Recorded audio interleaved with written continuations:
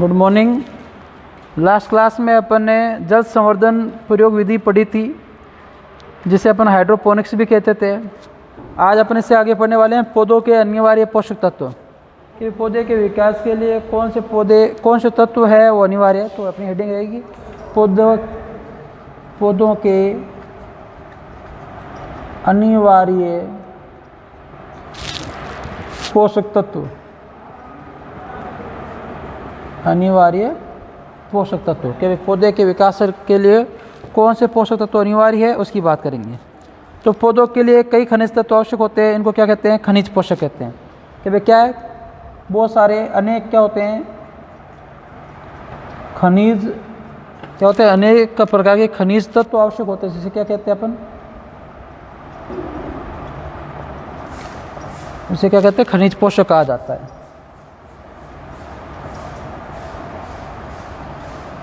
कि भाई अनेक प्रकार के खनिज तत्व आवश्यक होते हैं जिन्हें खनिज पोषक तत्व कहते हैं। कि भाई पृथ्वी पर अब तक कितने तत्वों की खोज हो चुकी है आपके? कि पृथ्वी पर अब तक पाए गए लगभग 105 तत्वों में से कि भाई 105 तत्व है पृथ्वी पर 105 तत्व है। पृथ्वी पर 105 तत्व पाए जाते हैं। उनमें से पौधों के लिए उपयोगी कितने हैं? कि पौधों में 60 तत्वों की उपस्थिति दर्शाई गई। पौधों में 60 तत्वों की उपस्थिति को प्रदर्शित किया गया है। कि वे 105 पाए जाते हैं, उसमें 60 पौधों के अंदर उपस्थित होते हैं। और ये सभी तत्व जो होते हैं पौधे के लिए आवश्यक नहीं होते हैं। तो पौधे की जो सामान्य वृद्धि के लिए पौधे की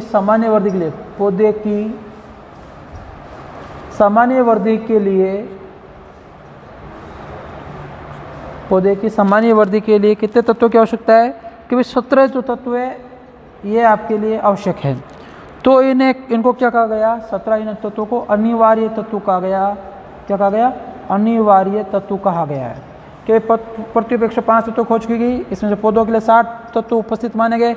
और इस 60 में से भी कितने सामान्य वर्ग के पौधे के लिए 17 तत्वों की आवश्यकता होती है, इसलिए इन्हें 17 को क्या कहा गया? अनिवार्य तत्व कहा गया। और बाकी जो शेष बचे तत्व हैं, शेष सभी 60 में से 17 को निकालने के बाद से सभी को क्या कहा गया? अनावश्यक तत्व कहा गया है। अनावश्यक तत्व कहा गया। तो ध्यान रखना, पौधे की वृद्धि के लिए कितने अनिवार्य तत्व होते हैं? 17 अनिवार्य तत्व माने गए हैं। अब देखिए 17 अनिवार्य तत्वों की अनिवार्यता का निर्धारण किस तथ्यों पे किया जाता है? कि भाई कुछ तथ्य हैं जिनके आधार पर अपन कह सकते हैं भाई 17 तत्व अनिवार्य है। तो तथ्य क्या है? कि भाई निम्न तथ्यों से के द्वारा यह निर्धारण किया जाता है कि भाई 17 अनिवार्य तत्वों की अनिवार्यता अपने लिए जरूरी है। तो हेडिंग क्या है?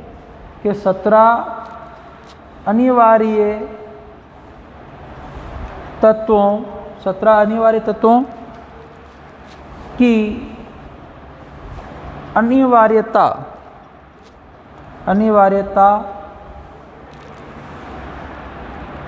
का निर्धारण निम्न तथ्यों पर आधार पर किया जाता है। निम्न तथ्यों के आधार पर किया जाता है।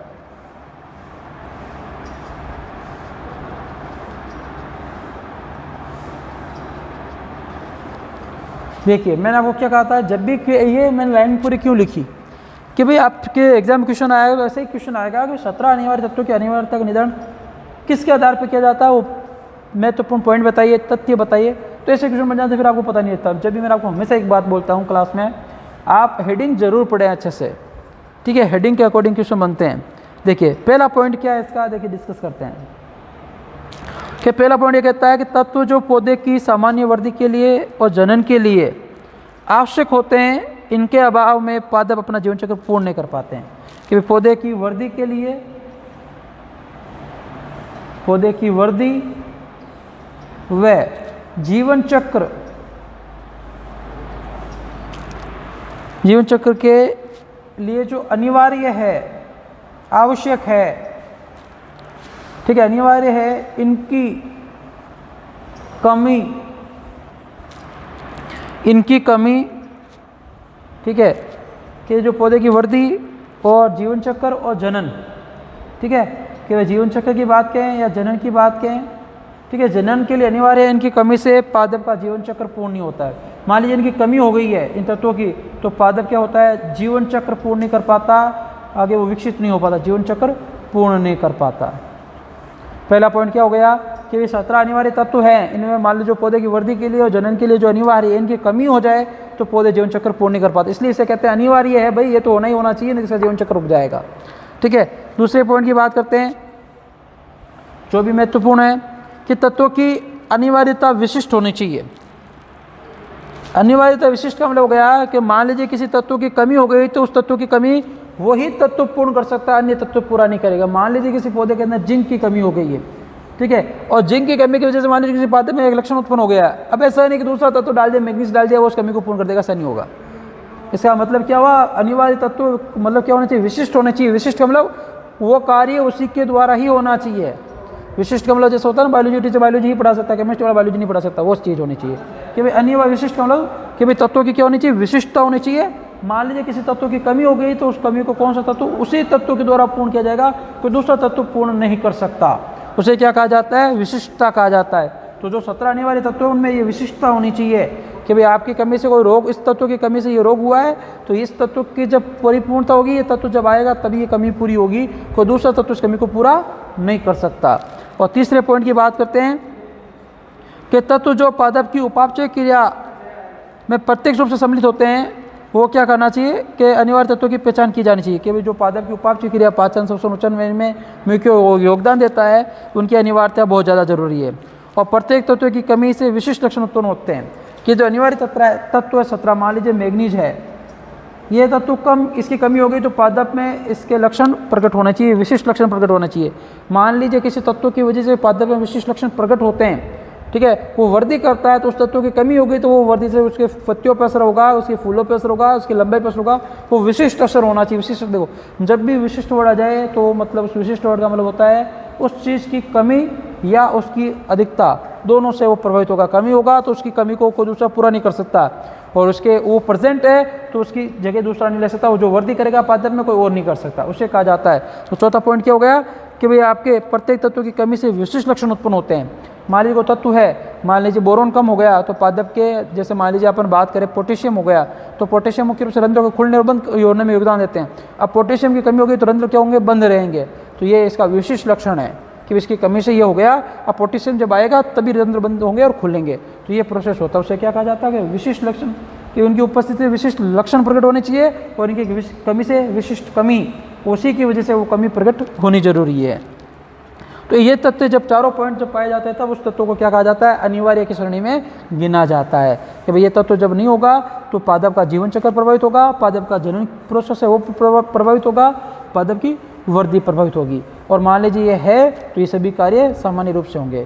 तो ये कुछ ऐसे तथ्य हैं जिनके आधार पर अपन ये कह सकते हैं कि पादप के लिए अनिवार्य तत्व 17 होते हैं, उनकी अनिवार्यता जरूरी है। अब देखिए दो प्रकार के तत्वों में बांट रखा है, वृहद तथा सूक्ष्म पोषक तत्व, मैक्रो एंड माइक्रो। ठीक है, वृहद तथा सूक्ष्म पोषक तत्व, वृहद तथा सूक्ष्म पोषक तत्व कि या इंग्लिश में बोलते हैं macro and micro nutrient element. देखिए कि वे अनिवार्य पोषक तत्वों को पौधों में उपस्थिति के आधार पर, किसकी, इनकी उपस्थित, इनकी मात्रा के आधार पर दो भागों में बांटा है। ये किस आधार पर बांटा गया है, इनकी उपस्थित मात्रा के आधार पर, उपस्थित मात्रा के आधार पर, ध्यान रखना, मात्रा के आधार पर दो भागों में बांटा है, मात्रा के आधार पर दो भागों में, कौन से, वृहद और सूक्ष्म। तो सबसे पहले बात करते हैं वृहद पोषक तत्वों की बात करते हैं। ध्यान रखना, एग्जाम में पूछा जा सकता है वृहद पोषक तत्व क्या है, इसके उदाहरण क्या है, परिभाषा क्या है। ठीक है, वृहद पोषक तत्व, इनको प्रधान या गुरु पोषक तत्व भी कहते हैं। अदर नाम प्रधान तत्व या गुरु पोषक तत्व भी कहा जाता है, गुरु पोषक तत्व भी कहा जाता है, ध्यान रखेंगे इसका। कि वे तत्व जिनकी मात्रा पौधे के 1 ग्राम शुष्क भार में 1 से 10 मिलीग्राम हो, कि वे क्या है, कि वे तत्व जिनकी मात्रा, इसकी परिभाषा होगी, वे तत्व जिनकी मात्रा, देखो एक लाइन बहुत काम की है, जिनकी मात्रा पौधे के, जिनकी मात्रा पौधे के 1 ग्राम शुष्क भार की कल बात की थी अपने, 1 ग्राम शुष्क भार में 1 से 10 मिलीग्राम, क्या हो गया, 1 से 10 मिलीग्राम हो, क्या हो, 1 से 10 मिलीग्राम हो, उससे क्या कहा जाता है, आपके वृहद पोषक गुरु पोषक तत्व कहा जाता है। और इनकी संख्या कितनी होती है, इनकी संख्या आपकी होती है 9 पाए जाते हैं। कितने होते हैं, ये 9 होते हैं, 9 पाए जाते हैं। कौन, वृहद या गुरु या प्रधान पोषक तत्व। कि 1 ग्राम जो होगा पौधे के अंदर, उसको मान लीजिए किसी पौधे का वजन 1 ग्राम है, तो उसके पोषक जो वृहद पोषक तत्व की मात्रा कितनी चाहिए, 1 से 10 मिलीग्राम हो गया आपके 10 की घात आपके 3 मिलीग्राम होता है, 10 की घात 3 मिलीग्राम, बहुत ही कम मात्रा चाहिए होती है। माइक्रो मतलब 10 की घात -6 मिलीग्राम, 10 की घात -3 मिलीग्राम, ठीक है, 10 की घात -3 हो गया, मतलब बहुत ही कम मात्रा चाहिए 1 ग्राम के अंदर, पौधे के अंदर। एक पौधा 1 ग्राम का है तो उसका उसके अंदर अपन पोषक तत्व कितना चाहिए, गुरु पोषक तत्व है 1 से 10 मिलीग्राम चाहिए। अब 9 प्रकार के तत्व पाए जाते हैं पोषक, आपको याद करने हैं। कौन कौन से पाए जाते हैं, तो देखो याद रखना, कोहोन, ठीक है, क्या हो गया, कोहोन, CHON, 4 ही हो गए, कोहोन, ठीक है। पीके से मांगे कार, पीके, ठीक है ना, कौन, पीके से मांगे कार, पीके से मांगे कार, देखिए, ओके। 1 2 3 4 5 6 7 8 9 याद करने का तरीका को, ये आपके केमिस्ट्री में भी कई काम आ सकते हैं। कौन, पीके से मांगे कार, ये 9 याद करने हैं आपको। अब आप कैसे याद करते हैं, मैंने आपको मेरे हिसाब से ट्रिक बता दी, आप अपने हिसाब से देख लीजिए। दूसरी बात करते हैं सूक्ष्म पोषक तत्व। पूरी परिभाषा वो सेम ही रहेगी, बस मात्रा की जरूरत पड़ेगी कि भाई ये क्या होते हैं, कि इन्हें अप्रधान तत्व भी कहते हैं। तो पहला अदर नाम में लिख लीजिए, अप्रधान तत्व। अदर नाम जरूर याद रखिए, सबके बायोलॉजी में पूछे जा सकते हैं। जैसे अप्रधान तत्व, गौण पोषक तत्व, लघु पोषक तत्व, ये इसके इतने नाम हैं, 3 नाम इसके भी हैं, ये हो गए। अब ये क्या है कि वे तत्व जिनकी मात्रा पौधे में 1 ग्राम शुष्क भार कितनी हो, 1 मिलीग्राम से भी कम हो, कि भाई 1 ग्राम शुष्क भार में 1 मिलीग्राम से भी कम, ये कितना, 1 से 10 मिलीग्राम, 1 मिलीग्राम से कम हो, ठीक है, तो उसे क्या कहा जाता है, आपके सूक्ष्म मात्रिक पोषक तत्व कहा जाता है। और इनकी संख्या कितनी होती है, ये संख्या में कितने होते हैं, आपके 8 होते हैं, ठीक है, कितने होते हैं, ये संख्या में 8 होते हैं। अभी देखिए वापस सुन लीजिए, सूक्ष्म पोषक तत्व जो है इन्हें क्या कहा जाता है, कि भाई आपके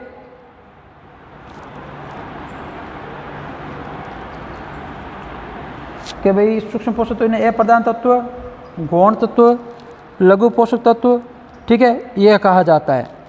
तो आपके इनकी मात्रा कितनी होनी चाहिए, तो इनकी मात्रा भी पड़ी थी, भाई पौधे का शुष्क भार मान लीजिए 1 ग्राम है, तो 1 मिलीग्राम से कम, मिलीग्राम में आपको होता है 10 की घात -3 होता है। अब आप आगे देखिए, ये 8 कौन कौन से हैं, अब देखिए इसकी अपन लिखते हैं, ये आपको याद है, पहला है iron, boron, manganese, copper, zinc, molybdenum, chloride और निकल। ये 1 2 3 4 5 6 7 8, ये 8 तत्व हो गए। और कभी कभी आयरन और बोरोन को मध्यवर्ती पोषक भी कहा जाता है, कि जो आयरन और बोरोन है, आयरन और बोरोन इन्हें क्या कहा जाता है, मध्यवर्ती, ना तो वृहद में आते हैं ना सूक्ष्म आते हैं, तो इनको क्या कहा जाता है, मध्यवर्ती पोषक तत्व भी कहा जाता है। ध्यान रखेंगे, पूछा जा सकता है पोषक तत्व, मध्यवर्ती पोषक तत्व नहीं कहा जाता है, आयरन और बोरोन को कहा जाता है। 1 नंबर का ध्यान रखेंगे आप। तो ये हो गया आपके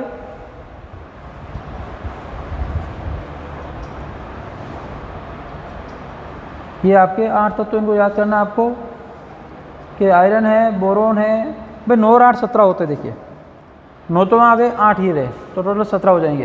कि भाई आपके ये निकल आ गया, क्लोराइड आ गया, मोलिब्डेनम, जिंक, कॉपर, मैग्नीज और आयरन और बोरोन। तो ये आपके इन 2 को क्या कहा जाता है, मध्यवर्ती भी कहा जाता है, ध्यान रखेंगे आप। तो ये हो गया टोटल आपके। अब अपन आगे बात करते हैं कि और कुछ महत्वपूर्ण पॉइंट्स हैं, उनकी चर्चा करते हैं, और कौन कौन सी चीज़ें हैं, और कौन 1 नंबर का क्वेश्चन तत्वों में से जरूर आता ही आता है, लगभग पूछा जाता है, इनसे रिलेटेड कुछ ना कुछ पूछा जाता है।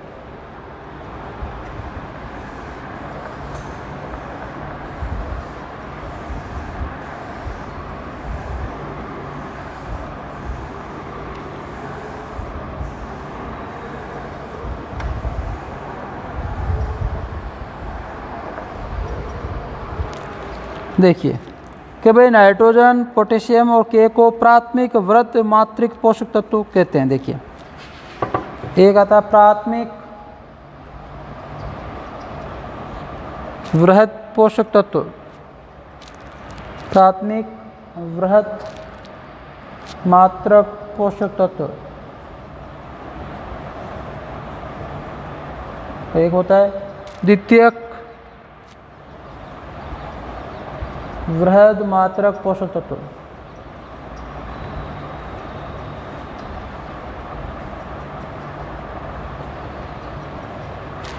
देखिए प्राथमिक वृहद मात्रक तो इसे कहा जाता है NPK, nitrogen, potassium, nitrogen, phosphorus और पोटेशियम।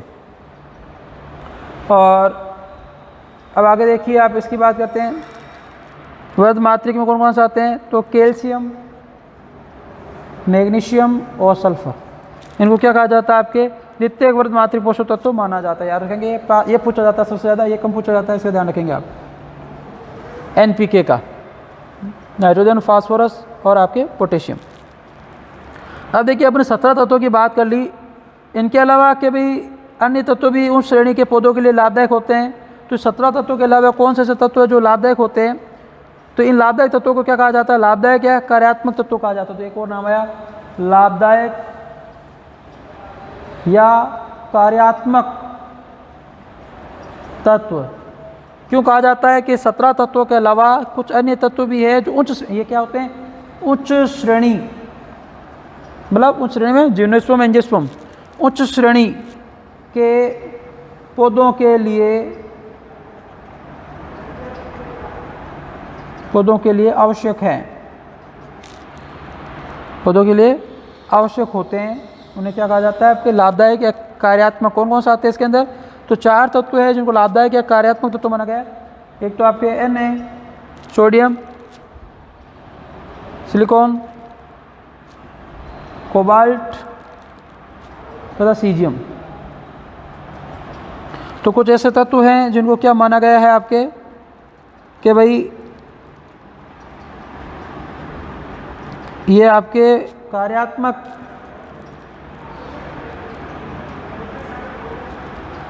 ठीक है, कार्यात्मक या से लाभदायक तत्व कहते हैं। क्यों कहा जाता है कि भाई ये जो होते हैं आपके उच्च श्रेणी के पौधों के लिए ज़रूरी है। कौन कौन से, सोडियम, सिलिकॉन, कोबाल्ट और सेलेनियम।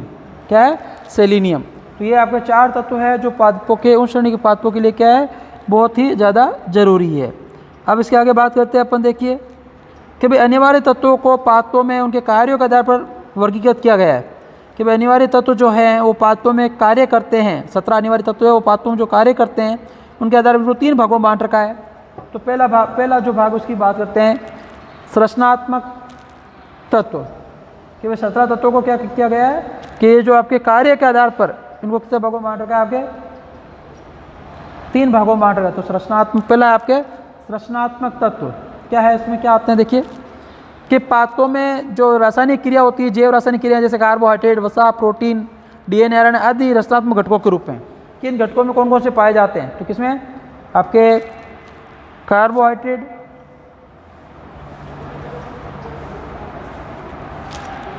वसा, प्रोटीन, डीएनए, आरएनए, इनमें जो पाए जाते हैं मुख्य रूप से रचनात्मक घटक, इनका निर्माण करने वाले घटक हैं कौन कौन से हैं, कोहन, CHON, ये पाए जाते हैं 4। ठीक है, दूसरे की बात करते हैं आगे। देखिए अब आप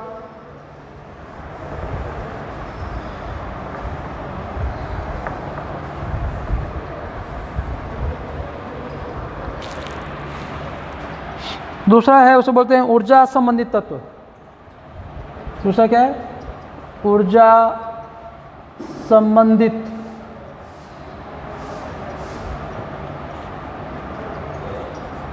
ऊर्जा संबंधित तत्व क्या, देखिए आप कि वे तत्व जो पौधे की ऊर्जा से संबंधित यौगिकों जैसे एटीपी में फास्फोरस व क्लोरोफिल में मैग्नीशियम के रूप में उपयोगी होते हैं। कि ऊर्जा संबंधी ऊर्जा, आपको ऊर्जा का मुख्य स्रोत क्या है, एटीपी है। तो एटीपी में कौन सा पाया जाता है, आपके फास्फोरस पाया जाता है। और जैसे क्लोरोफिल में है तो क्लोरोफिल में मैग्नीशियम आयन पाया जाता है। तो इस प्रकार से 2 यौगिक आपके तत्व जो सम्मिलित है। तीसरा है आपके एंजाइम सक्रिय के रूप में, तो जो एंजाइम को सक्रिय करने का कार्य करते हैं एंजाइम सक्रिय के रूप में। तो एंजाइम सक्रिय के रूप में क्या है कि जो तत्व एंजाइम को सक्रिय एवं निरोध के रूप में उपयोगी होते हैं, कि एंजाइम को सक्रिय करना तथा निरोध मतलब एंजाइम की क्रिया को रोकना, निरोधक के रूप में। कौन कौन से ऐसे तत्व हैं? इसमें एक तो आता है मैग्नीज, मैग्नीशियम, जिंक और मोलिब्डेनम। याद रखिए 4 तत्व ही सबसे ज़्यादा एंजाइम को एक्टिवेट और डीएक्टिवेट करने का कार्य करते हैं। तो उस कार्य के आधार पर पढ़ रहे हैं। और चौथा लास्ट पॉइंट आपके जो है मुख्य रूप से 3 होता है, चौथा वो एक लाइन और दे रखी है कि वे तत्व जो पात्रों में कोशिकाओं के प्रासरणीय कार्यों को संतुलन करते हैं, कि वे प्रासरण को संतुलन करते हैं, आयनों को संतुलन करते हैं, प्रासरणीय कार्यों को संतुलित करते हैं, कार्यों का संतुलन है वो किन तत्वों के द्वारा किया जाता है उनकी बात करें तो प्रासरण संतुलन करने कार्य हो गया आपके पोटेशियम और क्लोरीन का हो गया। तो ये आपके मुख्य तत्व हो गए। पहला संरचनात्मक में 4 आगे, फिर आपके रचनात्मक 4 आगे आपके मुख्य रूप से, उसके बाद में ऊर्जा संबंधित से आपके 2 आगे, और एंजाइम सक्रिय के रूप में आपके 4 आगे, और आपके प्रासरण नियंत्रण कितने आगे 2 आगे। टोटल देखिए आपकी तो 4 2 6 6 4 10 10 से 2 12 तत्व मुख्य रूप से ये आपके काम आ गए। तो इनका उपयोग किया जाता है किसमें? आपके कार्यों के आधार पर। जैसे अभी पढ़ा संरचनात्मक तत्व जो कार्बोहाइड्रेट, वसा, प्रोटीन, डीएनए, आरएनए का संरचना का निर्माण करते हैं, तो कार्बन, हाइड्रोजन, ऑक्सीजन, नाइट्रोजन। और फिर पढ़ा ऊर्जा संबंधित में फास्फोरस और मैग्नीशियम आयन आते हैं। एंजाइम सक्रिय रूप में आपके सक्रिय और मतलब सक्रिय करना या इसको निरोध करना, रोकने का कार्य मैग्नीज, मैग्नीशियम, जिंक और मोलिब्डेनम। और प्रासरण संबंधी कार्य को संतुलन करने पोटेशियम और क्लोराइड आयनों का संतुलन करने के लिए। यह आपके 4 मुख्य तत्वों की बात होगी। इसके अलावा देखिए कुछ बात करते हैं कि पात्रों के लिए जो 17 अनिवार्य तत्व होते हैं वो प्राय खनिज पोषक तत्व है, सब खनिजों से प्राप्त होते हैं। 4 तत्वों से जिनका स्रोत मृदा नहीं होकर वायुमंडल अथवा जल होता है, अतः इनको कुछ लेकर क्या बोलते हैं? अखनिज तत्व माने जाते हैं। मान लीजिए क्या है कि भाई 17 जो आपके अनिवार्य तत्व होते हैं पौधे के लिए, इसे अपन क्या बोलते हैं? खनिज पोषक बोलते हैं, जो खनिजों से प्राप्त होते हैं। तो 17 में से 4 ऐसे तत्व हैं जो आपके वायुमंडल से प्राप्त होते हैं। तो कुछ वैज्ञानिक इनको क्या मानते हैं कि 17 अनिवार्य तत्व जो है ये क्या है? खनिज पोषक तत्व है, खनिजों से प्राप्त होते हैं, खनिज पोषक तत्व है। लेकिन 4 ऐसे तत्व हैं जो वायुमंडल से प्राप्त होते हैं, जिन्हें कुछ वैज्ञानिक या कुछ लेखक जो हैं वो आपके खनिज पोषक तत्व नहीं मानते हैं। भाई जो 17 अनिवार्य तत्व ये मृदा से प्राप्त होते हैं, खनिज पोषक तत्व या मतलब मृदा से, ठीक है। खनिज पोषक तत्व या कहाँ से प्राप्त होता है? आपके मृदा से प्राप्त होते हैं। लेकिन 4 ऐसे तत्व जिनका स्रोत मृदा नहीं होकर वायुमंडल है या जल हो सकता है, ठीक है। तो इनको कुछ वैज्ञानिक जो है, कुछ लेखक है वो क्या मानते हैं? अखनिज तत्व मानते हैं। इनको क्या कहा जाता है? अखनिज तत्व। तो कौन से? वो याद रखना, अखनिज तत्व कौन से? तो सिंपल सा है, इनको याद करने का तरीका। कौन क्या है? अखनिज तत्व भी माने जाते हैं, CHON। कार्बन, हाइड्रोजन, ऑक्सीजन और नाइट्रोजन, इनका स्रोत क्या है? वायुमंडल या जल हो सकता है। और आपको पता नाइट्रोजन को तो वैसे ही क्या है? वायुमंडल का प्रमुख घटक माना गया, 78% पाया जाता है। इसके अलावा लेकिन सभी उच्च वर्गीय पात्रों में नाइट्रोजन को मृदा के सहयोग से ही प्राप्त करते हैं। आप पढ़ चुके हैं कि मृदा के अंदर जाता है नाइट्रोजन को, कुछ जीवाणु होते हैं वो अवशोषित करते हैं, टुकड़ों में तोड़ते हैं। तो एक खनिज तत्वों की संख्या कितनी रहेगी? 3 ही रहेगी। तो क्या हो गया? एक खनिज तत्वों की संख्या कितनी रहेगी? मुख्य रूप से 3 रहेगी। कौन कौन से? CH और O। तो ये इस पर से सभी 14 तत्वों को क्या माना गया? खनिज तत्व माना गया। और पौधे को जो कार्बन है वो ऑक्सीजन, आपके कार्बन तथा ऑक्सीजन को क्या कहा जाता है? CO2 और O2 के रूप में। जबकि देखो ये कार्बन है, ये आपके किसके रूप में प्राप्त होता है? पौधों को CO2 के रूप में। ऑक्सीजन किस रूप में प्राप्त होता है? O2 के रूप में। और जो H है हाइड्रोजन किस रूप में प्राप्त होता है? जल के रूप में प्राप्त होता है। तो मुख्य रूप से कितने खनिज तत्व हो गए? 3 हो गए। बाकी 14 है वो क्या है? खनिज पोषक तत्व माने जाते हैं, क्योंकि जो आपके नाइट्रोजन इसको मुख्य रूप से क्या किया जाता है? पौधे मृदा के द्वारा ही प्राप्त करते हैं ज़्यादातर रूप से।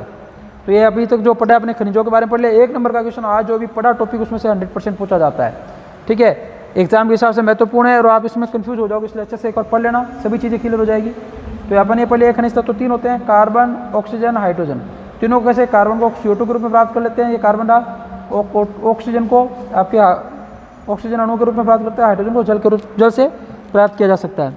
तो इस प्रकार से अपन इनको क्या कर सकते हैं? अलग अलग रूप से इनको प्राप्त कर सकते हैं, अलग अलग रूप से ये उपयोगी होते हैं।